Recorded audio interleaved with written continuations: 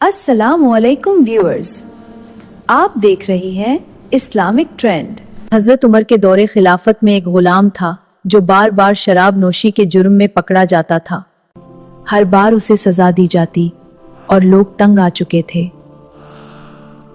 एक दिन किसी ने गुस्से में कहा, अल्लाह उसे हलाक कर दे, ये बाज नहीं आता। ये सुनकर हजरत उमर सख्त नाराज हुए और फरमाया, ऐसा मत कहो, अल्लाह के बंदे के खिलाफ शैतान की मदद मत करो। मैं जानता हूं कि वो अल्लाह और उसके रसूल सल्लल्लाहु अलैहि वसल्लम से मोहब्बत करता है। ये अल्फाज उस गुलाम के दिल में उतर गए। बाद में वो गुलाम सच्चे दिल से तौबा करके अपनी जिंदगी बदल लेता है और कभी भी गुनाह की तरफ वापस नहीं जाता। गुनाह इंसान को बुरा नहीं बनाता, मायूसी बनाती है।